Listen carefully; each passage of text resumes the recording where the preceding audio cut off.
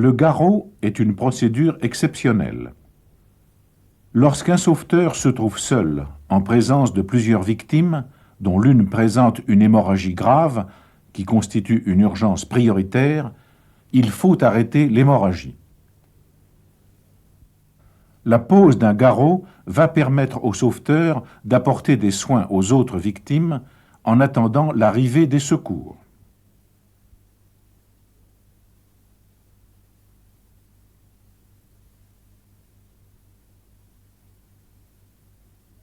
Une autre indication du garrot est la section partielle ou totale d'un membre. Le premier geste sera toujours l'arrêt de l'hémorragie par compression de l'artère, au point de compression. Cette compression sera maintenue jusqu'à l'arrivée des secours ou au moins d'un second sauveteur. Le second sauveteur va poser le garrot tandis que le premier maintiendra la compression.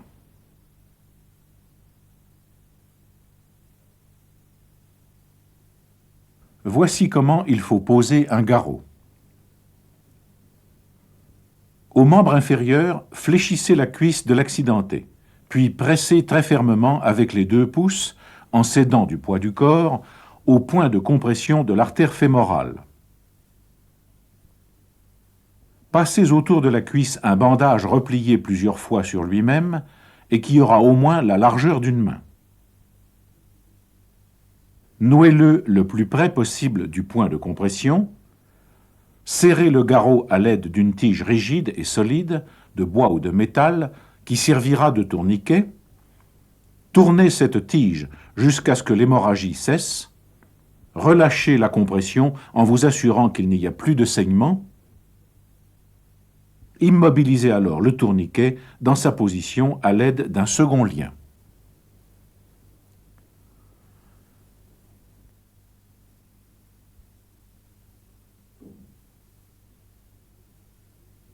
Il faudra appliquer un pansement stérile sur la blessure.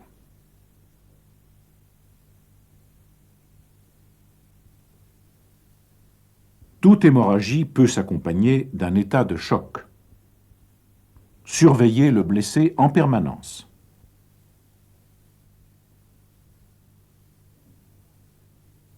Au membre supérieur, le bras étant élevé, comprimez l'artère humérale en l'écrasant contre l'os au point de compression.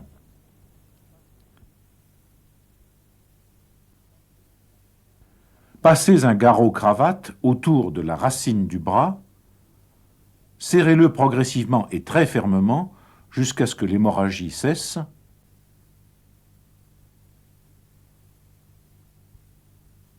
Relâchez alors la compression en vous assurant que l'hémorragie est bien arrêtée. Nouez le garrot solidement. Un pansement stérile sera toujours appliqué sur la blessure.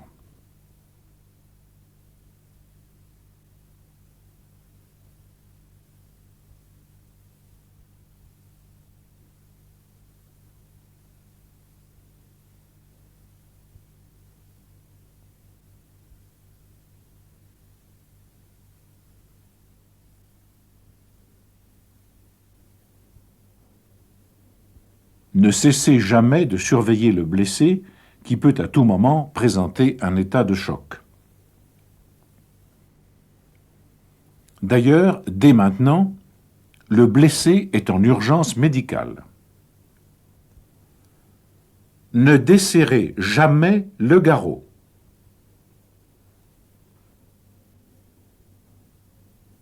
Un blessé porteur d'un garrot doit être transporté par brancard avec beaucoup de précaution. Couvrez-le soigneusement pour éviter toute perte de chaleur, mais attention, le garrot doit toujours rester visible.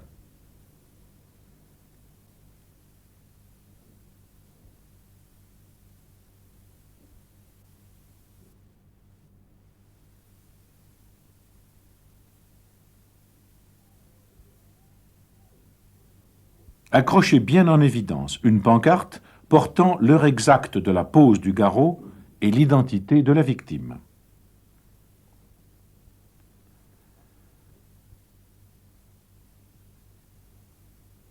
Rappelons que le garrot est une procédure exceptionnelle, c'est une urgence médicale.